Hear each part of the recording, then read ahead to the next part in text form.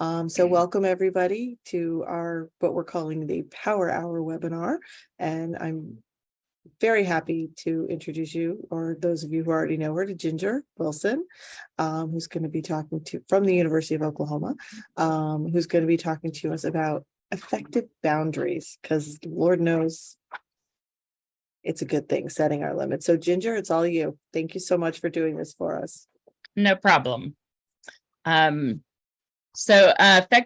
Effective boundaries and setting your limits. This is something that I learned very early on in my career that needed to happen. When I started at the university, I was kind of told that I was to act like their mother and take care of them. And I instantly said, excuse me, I am a mother and I have children and a husband that I take care of. I'm not taking care of adults who are supposed to be being doctors and being responsible. And I don't really think that's a professional manner that we want to necessarily represent as what our career is. And I was quite told by the person who was training me, oh no, that's the expectations. And I said, okay. So I just let it go and I let her train me, and I went ahead and then did it my way. So I always like to start my workshops with a quote. And so my quote is today: strength doesn't come from what you can do. It comes from overcoming the things you once thought you couldn't do. And this is so true. We hold ourselves back a lot of times, and because of fear, because of doubt. And so we need to learn how to overcome those fears. And I think by setting boundaries, we learn to do that. So this is a description that I found of about boundaries. A boundary makes it clear that you're responsible for your own actions, thoughts, and feelings, and not for what other people do. So if you lack boundaries, you're prone to accept responsibilities that aren't yours because you don't know where your responsibilities end and someone else's begins.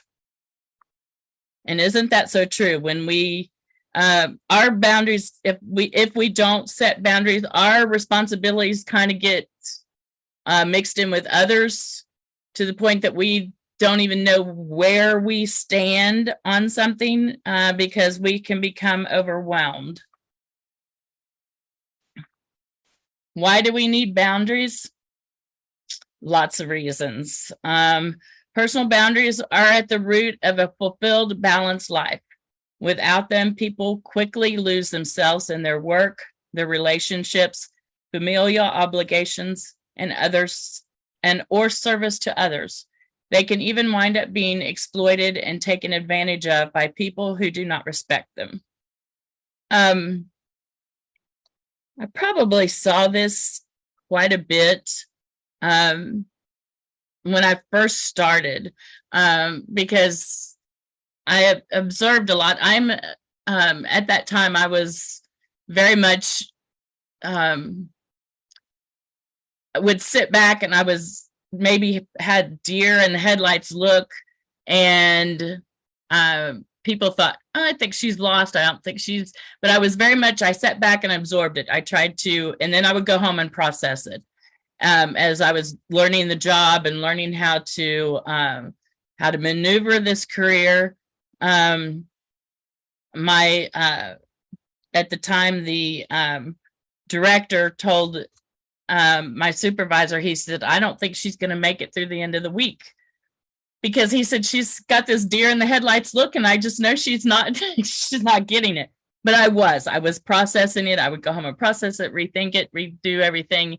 And I think the biggest thing I learned from that is, although I was being taught from day one how to do the job, I had to come to a point where I had to learn how to make it my own. I couldn't follow in her footsteps and do exactly what she did. I had to make the clerkship my own in my own way.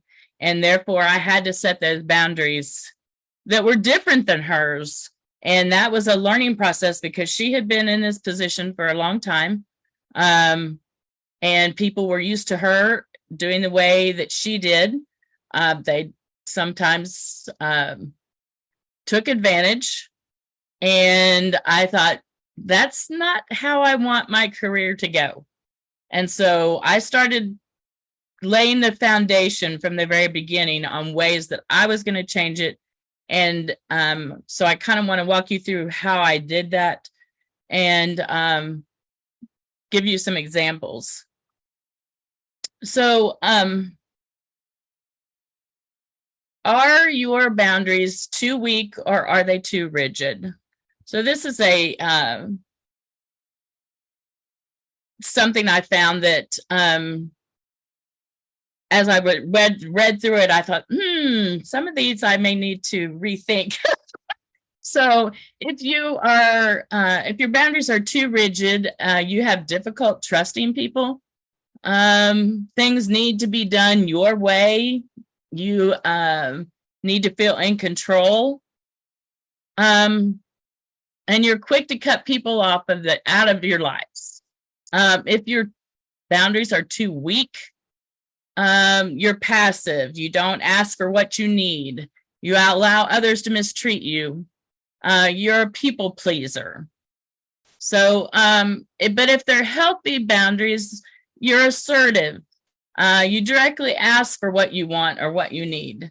You be clear about how you want to be treated. You learn how to say no without feeling guilty. And that's a big one. I know I know a lot of you, and I know that's a big one for all of us.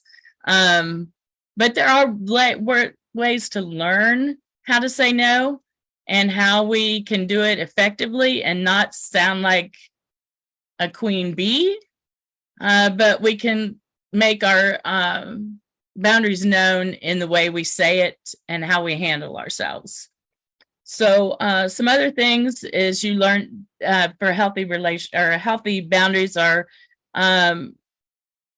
people respect your limits and your boundaries that you set. You have a strong sense of who you are and what matters to you. And you share personal information appropriately for the situation and the relationship. So boundaries are not just for people we work with. You have to set boundaries oftentimes with your friends, with your family, with romantic relationships, with coworkers, with strangers. I tend to, I'm a hugger if I know you, but if I don't know you, I have a tendency to, if a stranger comes up and tries to hug me, I have a tendency to pull back and say, this is my personal space. And I don't have to say a word, but by just pulling back, that lets that person know they've crossed the boundary. So,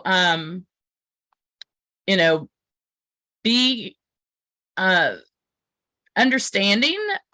Sometimes when people are setting up their boundaries for you, take those subtle signs because they may not be able to express fully what their boundaries are, but they may be giving signals to what their boundaries are.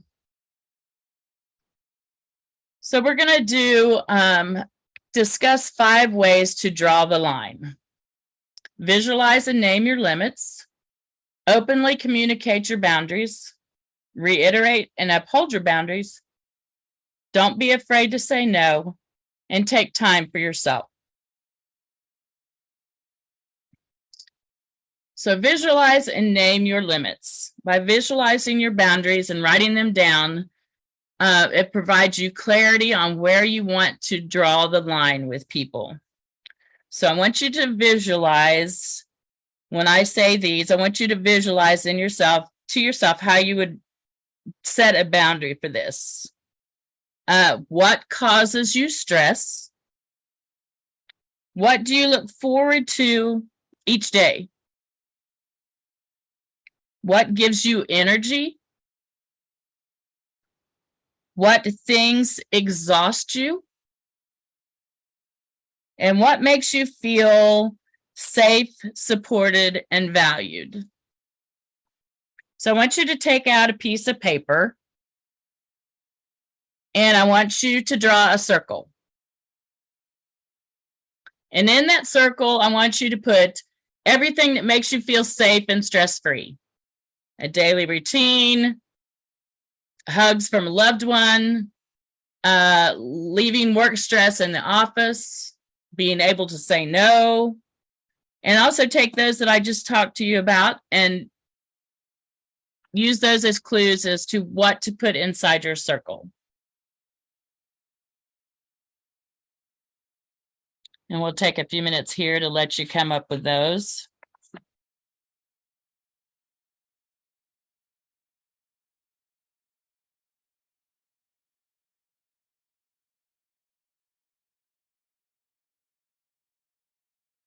So on the outside of your circle, I want you to write anything that causes you discomfort. Working after hours, worrying about what people think, deadlines, invading your personal space. What causes you discomfort? So please put those on the outside of the circle.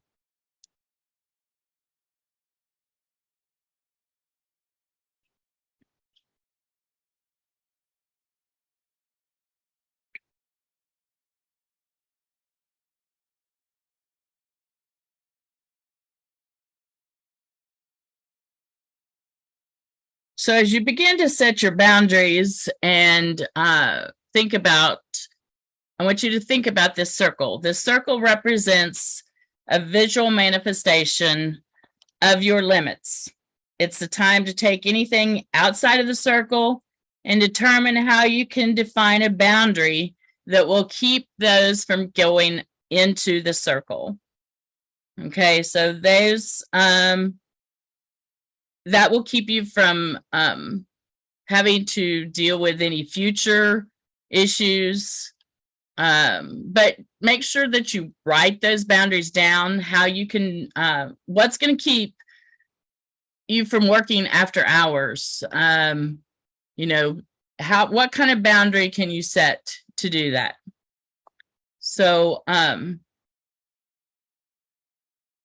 this is just a visual exercise for you to practice. These are just some things that I popped off the top of my head, and then I later went back and started doing it some more, and I thought, wow, you know, looking at it in this way, in this light, and saying, okay, here's this circle. Here are the things that I want to protect. I want to protect my sanity. I want to protect those. And what on the outside of this circle can destroy those things I want to protect. And so it became very clear to me things that I wanted to protect and how I could lay down the law and say, this, I'm not going to allow this to penetrate my circle. So openly communicate your boundaries. This can be difficult to do, but if you don't clearly let people know what your boundaries are, how do they know, and how are they going to know if they've overstepped your boundaries? There are ways to do it without being mean and sounding standoffish. An example is, I can only stay for an hour because I have other obligations. Okay, you're stating, I'm willing to stay for 1 hour, but I have other things that I have to do that don't involve work, don't involve whatever you're doing at the time. I have other obligations. So don't ask, it's like I'm saying, don't ask me to stay 2 hours because I'm giving you my limit and I'm telling you why. If you're going to be late, please let me know ahead of time. Okay, so you're saying, I'm all right with you being late, but you need to make sure that I know. So you're setting those limits without being nasty. You're not being nasty about it by saying in these manners. So what are some things that boundaries that you have set, and how do you express those boundaries to people?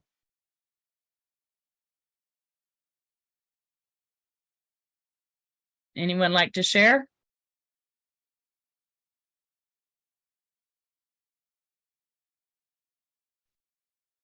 This is Tanya Robinson. Sorry, go ahead, Karen. Oh, there was an example. One night I got a call from a student at midnight because we had oral presentations due by 11:59 p.m. and he was having troubles downloading it. So I really had Oh, you turned your sound off, Karen. I had to let students know that, these are my hours. If it's urgent, call me, but not at midnight. That's what I did at this last orientation, because I'm not going to answer the phone at midnight, because right now I work remotely. So my cell phone is my number. So, so at orientation, we have a new group of third year starting. So I let them know if anything comes up of downloading or questions, it could wait till the next day, not to worry that they're going to get in trouble. So. And I think orientation is a good place to kind of lay those boundaries down with your students about what you will and what you won't do. And and I think it's a good time to make those clear and understanding, not that they always abide by that, but it's worth a try. So I think I heard someone else had something they wanted to share. Nope. Okay. No, I just popped it into the chat. Oh, okay. Well, I Yeah. can't. Let's Can you see. see it? Well, basically, I on. said keeping my calendar up to date and turning my phone off for notifications during non-work hours. And it's, and always keeping that, an out of office if you're going to be out of office, or even if you're tied up in meetings all day, you can say, I'm working remotely, or I'm working on university business, or I'm doing something else. I think if you give people the information, Right. then they can know. I mean, that I helps think in the also short if term. if you put something up there that says I'm out of office or whatever, and say I'll check in at certain times and I will get back with you when I can. So so you've laid down the clear lines of communication of what your expectations and your boundaries are.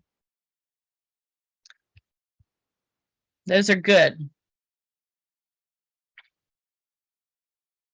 Okay. What's going on here? Hang on just a minute. Reiterate and uphold your boundaries. Boundaries protect you from overextending your mental and emotional well-being. It takes time, repetition, and patience.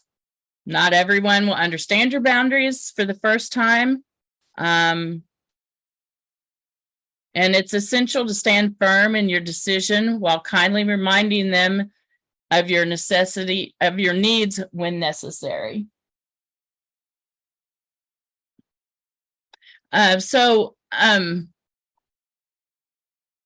had a new director come on when I was probably 5 years into the job, and actually he wasn't even the director at the time. I had been here about 5 years, and my predecessor was still working for the university, but she was in a different capacity. And there was a doctor who was in charge of after our fourth year students went through the match, they had set up a session where they would talk to the third years about what they went through the match, what they did. So I knew that this was coming up. I also knew I was going to be going on vacation. So I contacted the gentleman who headed it up. And I said, look, I said, this is coming up. I'm willing to help you in whatever capacity you need me to help you in.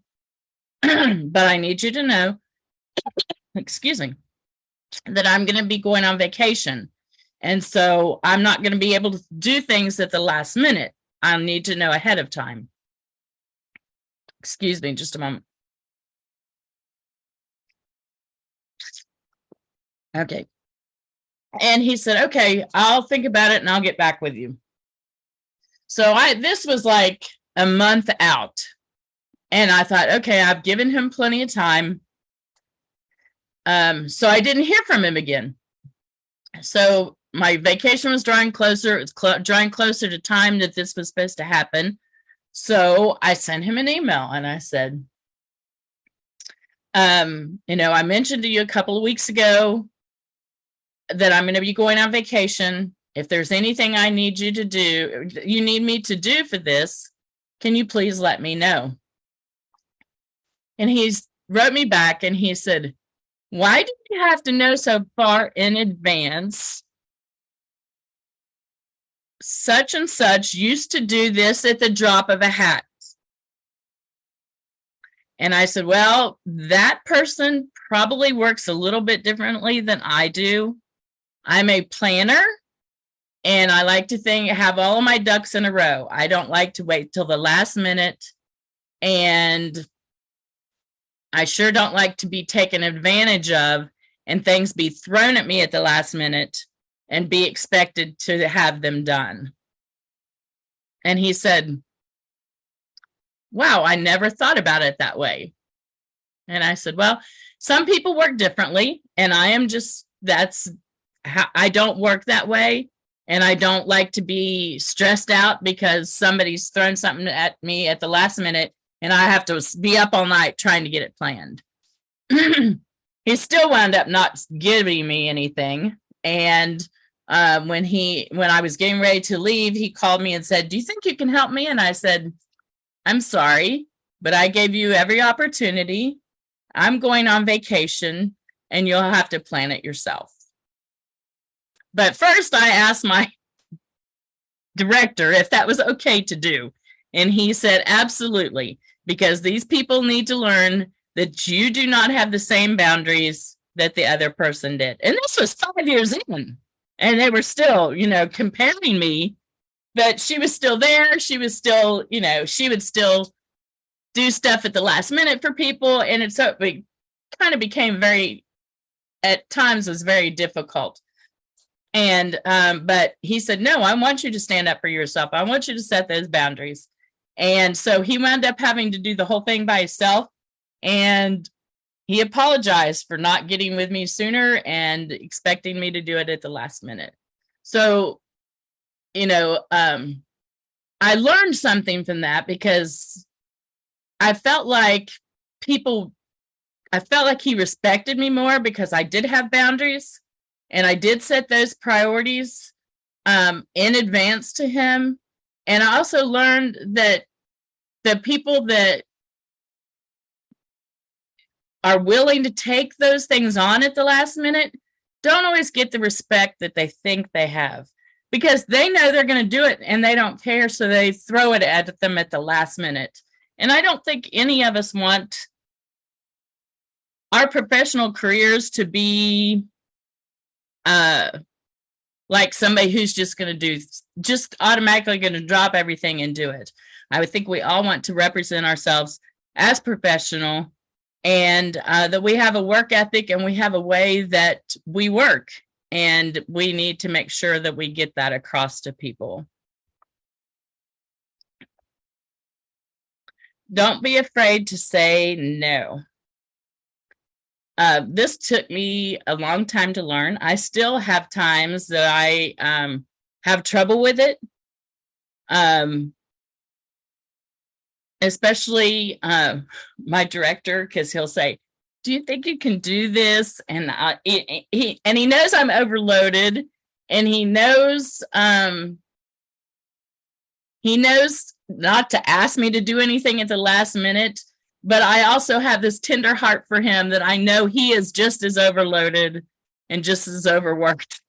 And so I will say, okay, this is what I'll do. I'll lay down the limits when he's asked me to do something that's, not necessarily I won't do, but I'm not real comfortable. It's not that I'm not comfortable doing it. I just know I already have a workload, and I'll say, this is what I'll do to help you out. You do this and I'll do this, and we'll conquer it together.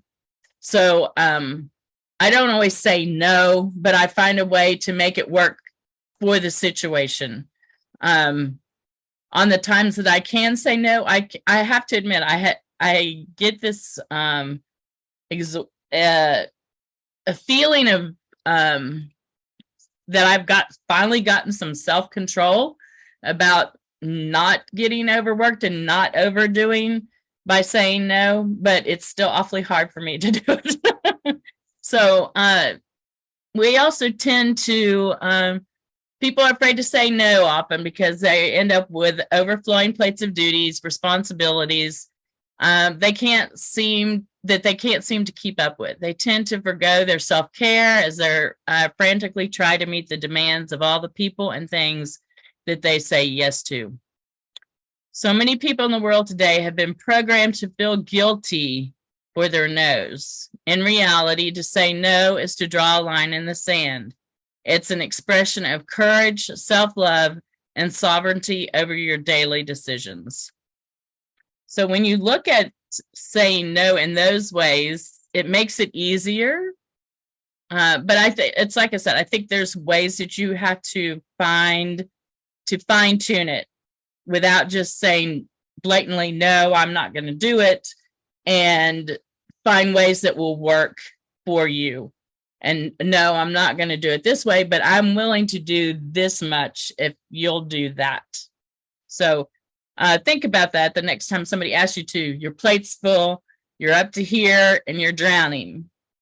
Find a way to diminish what they're asking as far as your capacity to have to fulfill the whole thing. Take time for yourself. We all lead busy lives. We have kids, we have grandkids, we have husbands, we have, friends that we want to go do things with. We have coworkers, we have bosses, and we have to find time for ourselves, because if we don't find time for self-care, you'll get so overloaded that you can't see your way out. In this fast-moving world, self-care sometimes can sound selfish and frivolous, but it's not. You can't think straight. If you are overwhelmed, you need to take some time for yourself. You become more confident. You have greater creativity, more emotional intelligence, more emotional stability in challenging situations. It can even keep you from having burnout. And I know that burnout is a very hot button topic, and I look around and I see doctors that are on burnout. I see coworkers that are on burnout. And a lot of it is the fact that you don't take the time to do something for yourself. So doing that is very important. Whether it's just shutting off your email to do a big project and say, I'm not available, but I will check my email at 11 o'clock and I'll get back to you. Or, I'm going to be down with this project all day. I'll get back to you tomorrow. So take time for yourself, because that is extremely important. So I'm going to ask you some questions, and this is where I want you guys to give me your answers, and we'll see about helping you set up limits for those. How many of you provide your personal phone number to your students? I do not. I have not in 16 years ever provided my phone number. I provided, think- but not one person has ever used it. Oh, really? I saw what my predecessor, the phone calls she was getting, the hours she was getting them, and I thought, that's a limit I'm going to set right now. I'm not going to do this. But they also knew that she would drop everything she was doing and try to fix it at that time, whether it was at midnight, 1 o'clock, whatever. But I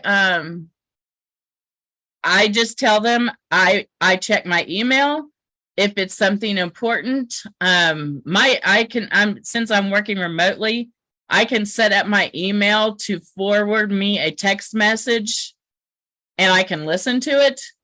And that way, if it's something I need to get back with them to, I get on the computer, I email them, and it's all done. I don't even ever call them back on my cell phone. I just have not done that.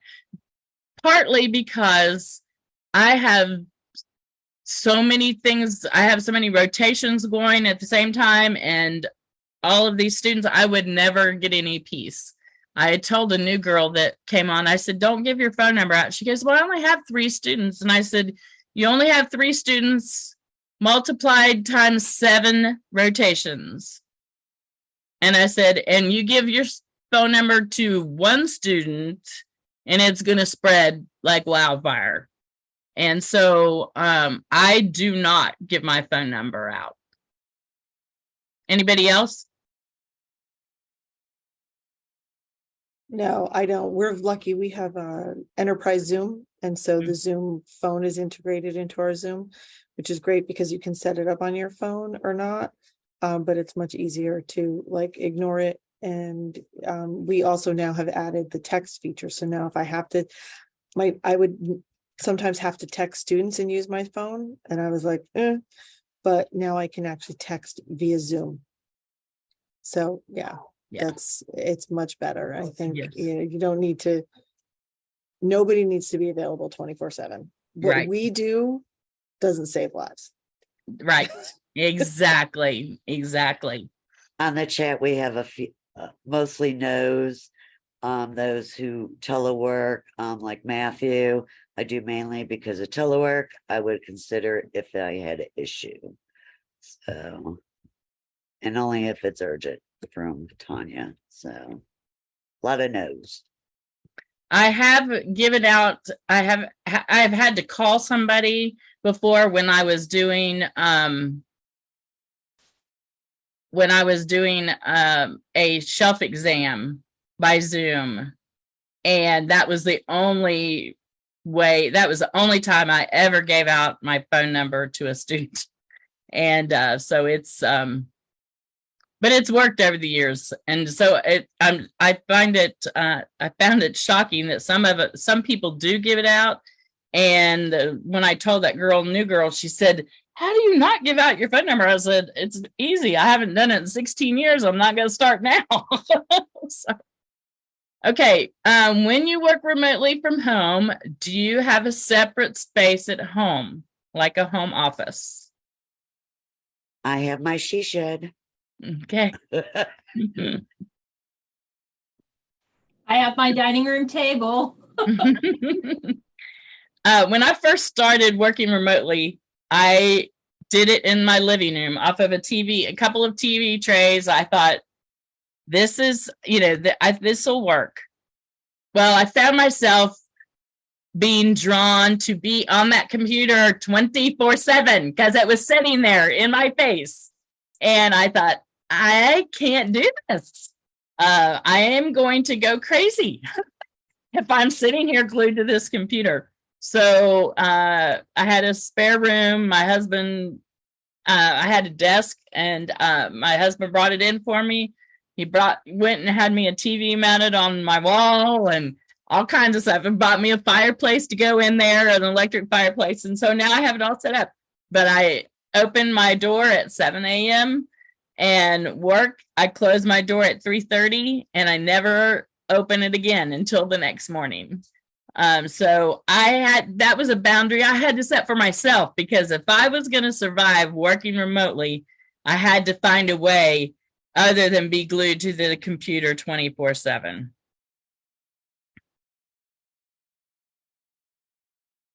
So even if you don't have room for a home office, you need to make sure that your space is defined as a work zone, and just don't glue yourself to the computer. On chat, Matthew said, yes, need when spouse is at home and we took on a second dog. Also don't want to have distractions. Exactly. Yeah, there's one day when we work from home together. So Oh my goodness. Yeah. I fortunately did not have that. My husband works for an electric company and he was considered an essential worker and never missed a day during the pandemic. And so I'm not sure how it would have worked with both of us, but I do have a coworker whose daughter was homeschooled and she's doing some kind of a online school, and so they were battling because their internet service wasn't good enough for two of them, so she had to get a hold of the internet service so that she could define her space and have her be connected when she needed to be connected. So okay, do you turn off your email when you're working on a big project?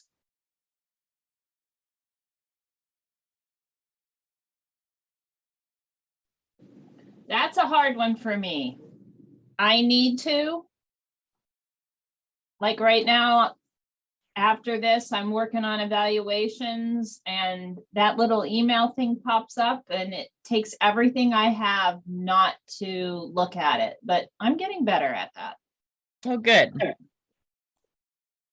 Tanya said no. Susan said I tried to. Candace says yes.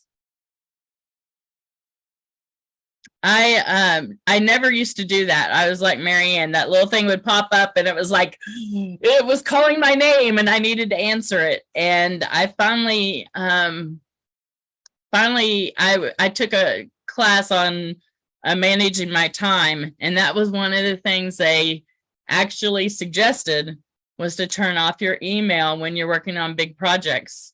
But they said, be conscious of it and say, I will check my email at 11, 1, and 3, and answer a few emails at those times, so people would know, okay, here's the time she may get back to me. She has acknowledged me, and so I find that very helpful by putting on my outbox that these are the times I am working. I have seen your email.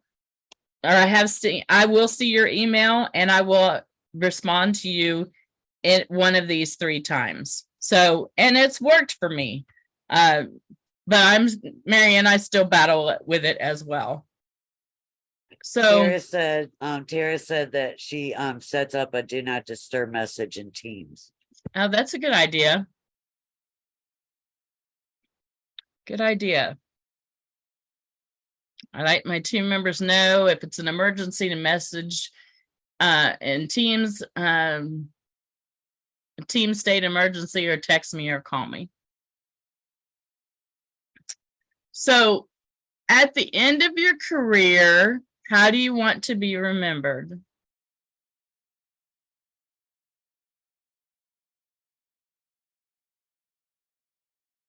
I knew that I didn't want to be remembered as that mother who took care of her children. I wanted to be remembered. I want to be remembered as a professional who had boundaries, who knew my limits, who knew and was able to express those. But I wanted to be most recognized that I have a professional position and that I am not just somebody that can you can just walk over or stomp on, or that I do have limits. I Any- always look at my course evaluation because we have a administrator portion on there. Mhm. So every period we go through, I look for new things. And the biggest thing is they love my weekly emails and reminders, and that I'm always responsive quickly. So I am one of those people that if I see an envelope or a bing, I respond right then, do what I need to do, and then get back to what I need to work on. So Okay, so I close this out here because it won't advance when the box is open for some reason. Okay. So my challenge for you after this is for the next month, I want you to set a solid 2-hour block of time on your calendar for each week, specifically for me time. Let your close friends and family know that you won't be available during this time, whether you're cooking a healthy meal for yourself, getting outside, taking a rest day, hitting the yoga studio, or lounging on the beach with a good book, or creating time for yourself. It's crucial for healthier boundaries. So for the next month, I want you to block out 2 hours of time each week for yourself to spend time for you, whether it's take a nap, whether it's read a good book, whether it's just closing out the world. I challenge you to do that and see how much different your life is by spending those 2 hours a week for yourself. So this is the end. Do you have any questions for me? I have a comment that one thing I've been doing is putting like almost like a fake meeting on my calendar so that I can catch up. Like sometimes you just have to block that time out so you can say like, you know, especially when you need to do like site placements or something that's going to take a lot of time, or you just need to really think about it. You know, sometimes putting that time on to give you that time within the workday. Exactly. That's tricky, Susan. It works though, right? It really works. And sometimes I even like will just block out my lunch hour so that I actually get an hour. We had a lady in our department who recently retired, but she was really good friends with myself and one other coworker, and so we still wanted to connect. And Zoom has made that easy. So 1 hour each week, we have what's called an IM chat, and we just Zoom each other and just sit and talk and share what's been going on with our week. And it really makes it nice. It gets, her husband has passed away, and so she's home by herself. So it kind of gets her, keeps her caught up in the world and what's going on. And it gives myself and my other coworkers some much needed just breathing space and just to connect with people. And so and we put it on our calendars as an IM chat. Nobody has ever questioned what that IM chat is about. They see it on our calendars, and nobody's ever asked us what it's for.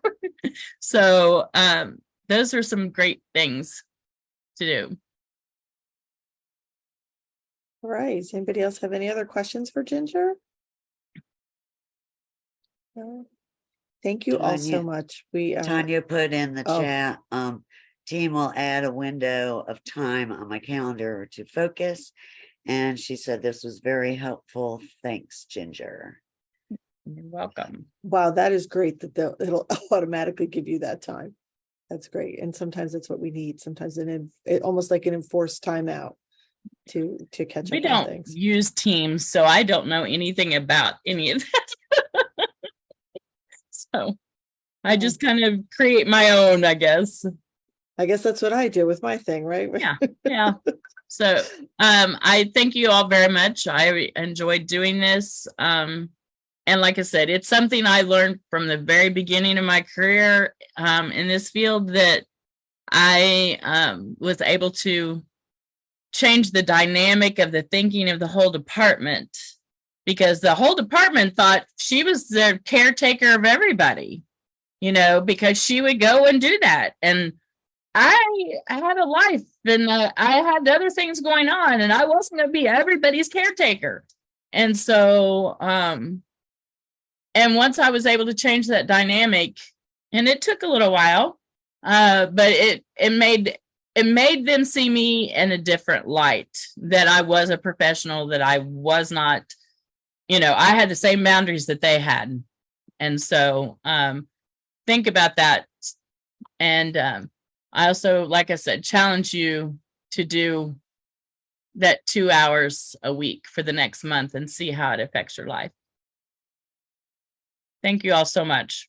That is great advice. And Ginger, thank you so much for your time and attention to us. You always provide such great stuff for us, and we really very much appreciate it. So everybody, thank you for your time. The recording will be uploaded onto the website, but that is done via AIM themselves. So I think it takes usually a couple of days. Have them cut out the first 15 minutes where Karen and I are just chit-chatting. I will pass that along, because I think that's important. I think that's why it takes a couple of days for them to get it all up and running. But if anybody has any questions, feel free to reach out to me or to Ginger. And again, I will throw my email into the chat if anybody has any questions about the conference, or getting more involved in AIM. This is such a great group, and we have fun, and these kind of opportunities are great. If anybody's interested in doing a little a 1 hour power hour, it's great for all of us to be able to share what we know with the people that do the similar things that we do. So I also put my email in the chat as well. Awesome. I thank you all very much, and hope to see you soon. And for those of you coming to Austin, we are going to have a lot of fun. It'll be good, and maybe we'll find some axe throwing or something fun to do. I don't know, but we will definitely get us all together. So take care, everybody, and if you're having bad weather, be safe. Yes. Great, thank you. Bye. Bye. Thanks. Thanks, Ginger. You're welcome. Thank you, Ginger.